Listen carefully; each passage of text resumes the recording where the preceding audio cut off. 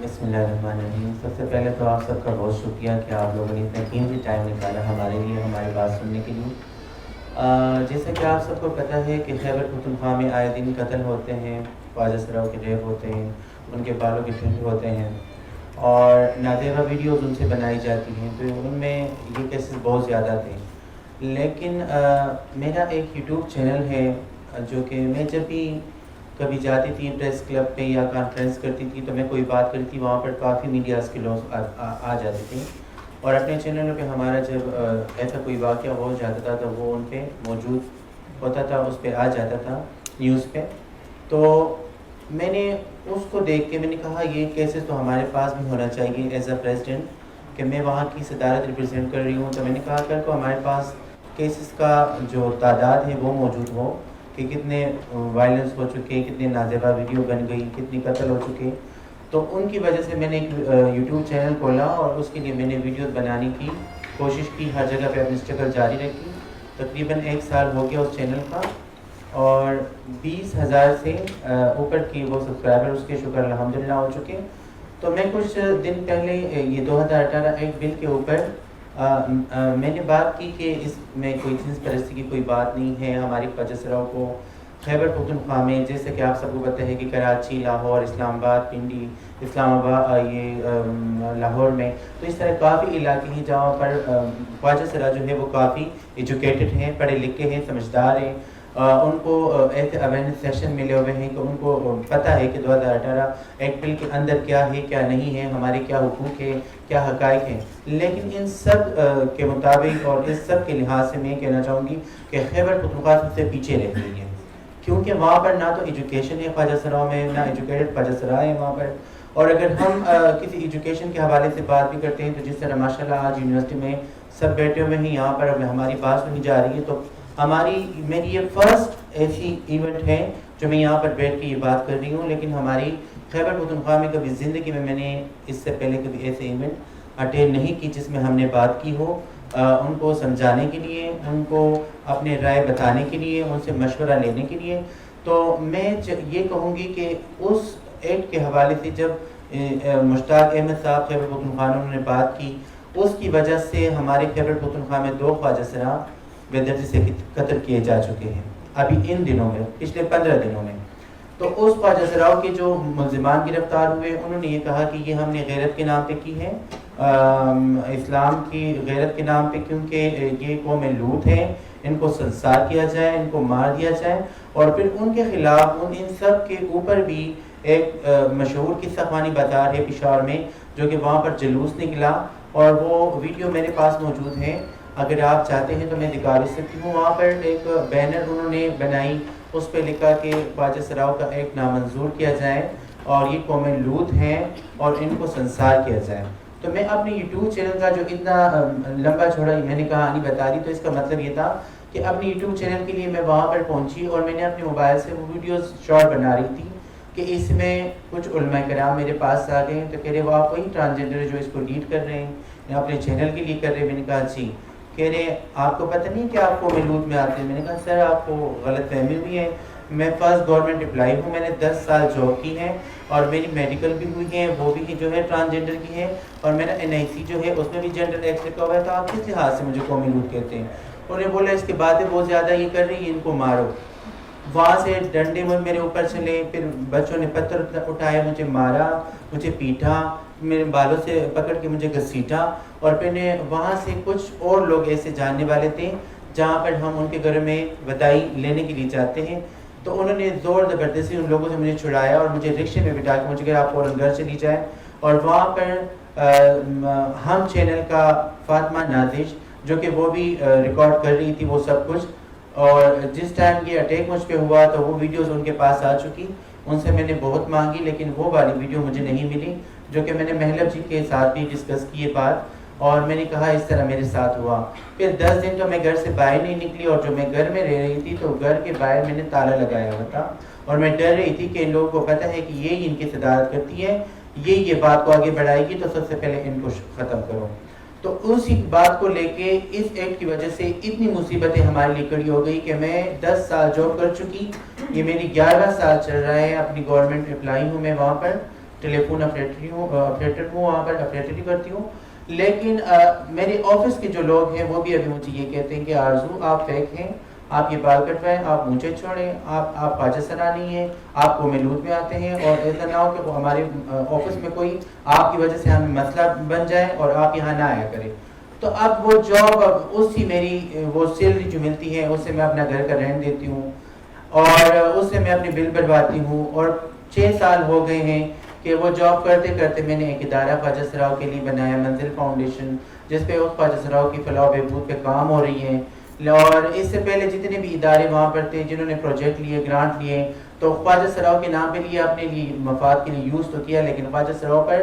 آج تک ایک اویئرنیس سیشن ایسا نہیں کیا جس میں 2008 حوالے کے ان کو دی گئی سیکشن میں بتایا ہو, اویئرنیس دیا ہو کہ اس میں ہمارے NIC کے حوالے سے, اوٹ کے حوالے سے, وراثت کے حوالے سے بات ہوئی ہے, اور آپ کس طرح اپنے آپ کو یعنی کور رکھ سکتے ہو, آپ کس طرح اپنے آپ کی اپنی جائیداد کی وراثت کے لیے یا اوٹ کے لیے یا NIC کے لیے نادرہ میں بات کر سکتے ہیں. تو اس حوالے سے میں نے کتنے پروپوزل بنائے, میں نے کتنی اپلائیاں کی, اور ابھی تک اس ادارے پہ کوئی پروجیکٹ, کوئی گرانٹ نہیں ملا, جو کہ سارا جنہیں ابھی ہمارے ایک ریلیف کیمپ میں نے بذات خود لگایا تھا اپنی بہن بھائیوں کے لیے انسانیت کے تھرو, کہ جو لوگ پشاور میں سیلاب زدگان میں جن کے گھر متاثر ہو چکے تھے, جن کے سامان متاثر ہو چکے تھے, جن کے ساتھ کھانے پینے کی اشیاء نہیں تھی, تو میں نے ایک ریلیف کیمپ لگایا. میں خود سگنل پہ کھڑی ہوئی, میں نے ان کے لیے چندہ اکٹھا کیا, اور 28,000 روپے وہ بن گئے تھے, اور اسی پہ میں نے فوڈ پیکج لے کے اور اسی گاؤں میں چلی گئی جہاں پر پورا سیلاب زدگان نے 120 گھرانے, 120 فیملیاں متاثر کروائی تھی, جو کہ وہاں تک ابھی تک کوئی راشن, کوئی ایسا چیز نہیں پہنچا تھا. اور اس میں بھی میں نے چند گھروں کو وہ چیزیں دے دی جو کہ ان کو پہنچ گئی. لیکن وہاں سے بھی آتے ہوئے ان لوگوں نے یہ کہہ دیا کہ یہ جو کر رہی ہے یہ بھی غلط ہے, ان سے نہ لیا کرو, یہ جو ہے آج ہے یا کل ہے, ان کا پورا سسٹم ہم ختم کریں گے. تو میں آج یہ بات یہاں پر کروں گی کہ وائلنس تو وائلنس تھا, لیکن 2008 کی اس وجہ سے اب ہمارا وائلنس اور خیبر پختونخوا میں اتنا بڑھ گیا کہ 12 ربیع الاول سے 15 دن پہلے ہمارے فنکشن بند ہو چکے, ایک جگہ پہ فنکشن نہیں ہو رہا. دفعہ 144 لگ چکا, ہر تانے میں جدھر کوئی فنکشن کرتا ہے خواجہ سراؤ کو مارا پیٹا جاتا ہے, ان کے DJ بند کروا دی جاتی ہے, اور ان کو یہ کہہ دیا جاتا ہے کہ آپ خواجہ سرانی ہیں, اپنے حلیے چینج کرو, نہیں تو ہم آپ کو حوالات اور جیلوں میں بند کر دیں گے. دیکھیے پشاور کے خیبر پختونخوا کے 2 ایسے چینلز ہیں جو کہ خیبر TV ہے اور مشرق TV ہے. ان دونوں پہ میں نے علماء کرام کے ساتھ بھی, ڈاکٹرز کے ساتھ بھی, اور سیکیولوجسٹ جو ڈاکٹرز ہیں ان کے ساتھ بھی میرے انٹرویوز موجود ہیں, جو کہ میں نے ان کے ساتھ لائیو میں ان کے ساتھ بات کی. اور میں نے یہ کہہ دیا کہ اگر ان کو لگتا ہے مشتاق احمد صاحب یا اسلامی جمہوریہ کے جو علماء کرام جن پہ بات کر رہے ہیں اس پہ, تو میں نے کہا وہ ہمارے ساتھ بیٹھ جائیں, خیبر پختونخوا سے میں ان کے لیے کام کر رہی ہوں. تو اگر آپ کو کسی بات پہ اعتراض ہے یا کوئی غلطی نظر آپ کو آ رہی ہے اس میں, تو آپ لوگ ہمارے ساتھ ایک کمیٹی بنائیں, اس کمیٹی میں بیٹھ جائیں, کیونکہ ابھی تو خواجہ سراؤ کو یہ بھی پتہ نہیں تھا کہ 2018 ایک بل ہے کیا, اور ابھی اس کے اوپر آپ لوگوں نے تنقیدیں شروع کی. ابھی تو خواجہ سراؤ کو حقوق ملنے بھی نہیں لگے تھے, اور آپ لوگوں نے پھر ان کے اوپر حق بھی چھیننے کی کوشش کی. تو میں نے کہا ایسا نہ کریں, خدایا ہمارے ساتھ بیٹھ جائے تاکہ ہم اس کے لیے کوئی ایسا راستہ بنائے جس سے ہمارے خواجہ سراؤ متاثر بھی نہ ہو, ان کو تکلیف بھی نہ ہو, تنقیدیں بھی نہ ہو, اور ہمارے خواجہ سراؤ کے اوپر وائلنس زیادہ بھی نہ ہو, ان کو قتل بھی نہ کیا جائے, اور اس مسئلے کا حل بھی نکل جائے. تو آپ سب کو پتہ ہے کہ ماشاءاللہ سوشل ایکٹیوسٹ لوگ آج کل ایسے ہیں کہ پڑھے لکھ کے ایجوکیٹڈ آ چکے ہیں کہ وہ اس چیز کو جانتے بھی ہیں, سمجھتے بھی ہیں. اور اس میں خواجہ سراؤ کا کیا قصور؟ تو ان لوگوں کا قصور تھا جنہوں نے اگر یہ بل بنایا تھا اور جنہوں نے پاس کیا تھا, جنہوں نے اس ٹائم کمیٹیاں بنائی تھی, جس ٹائم یہ سپریم کورٹ میں بنا کے جن لوگوں نے یہ بل پاس کرنا تھا, ان لوگوں سے یہ بات پوچھنی تھی. ہمارے وہ خواجہ سراؤ جن بیچاروں کو پتہ بھی نہیں ہے کہ اس ایکٹ کے اندر ہے کیا, اور ان کو جو ہے ذلیل اور رسوا کیا جا رہا ہے. اور آپ اگر اس سے پہلے بھی تاریخ میں دیکھا جائے, آپ دیکھ بھی لیں تو ہر جگہ پہ خواجہ سراؤ کو گھسیٹا گیا ہے. تو اسی طرح اس میں بھی یہی ذلیل اور خوار ہوتے جا رہے ہیں. تو میں یہ کہوں گی کہ جو ہمارے سینئر ہیں اور جو پڑھے لکھ کے ایجوکیٹڈ خواجہ سراؤ ہیں, جس طرح مثال ہماری لیلا کی, محلت کی ہے, ببلی جی کی ہے, بندیا رانا جی کی ہے, اسی طرح علیشہ کی ہے, نایاب علی کی ہے, عائشہ مغل کی ہیں، کافی ایسی پڑھی لکھی خواجہ سرا ہیں جو وہ مجھ سے اچھی بہتر سمجھتی ہیں، بہتر جانتی ہیں، تو اس کمیٹی میں ان کو بلایا جائے، ان کو بٹھایا جائے، ان سے بات کیا جائے کہ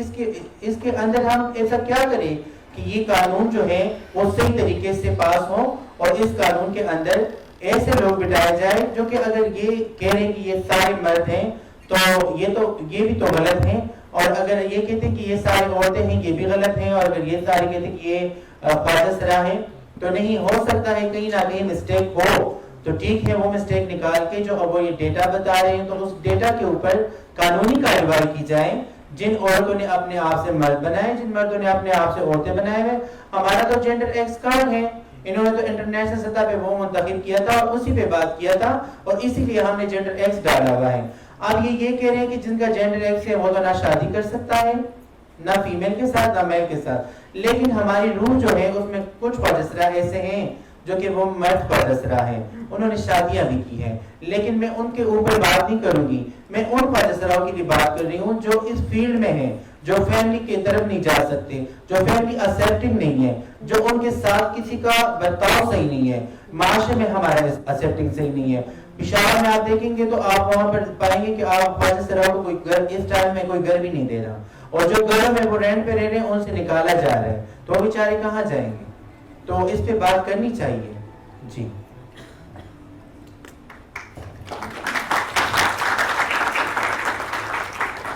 بس یہ تو کہتے تکتے تکتے ہم تک چکے ہیں کہ ہم انسان ہیں اور ہم خواجہ سرا ہیں۔ ہم کیا کہیں گے ان کو، جب اپنی پیرنٹس ہمیں قبول نہیں کرتی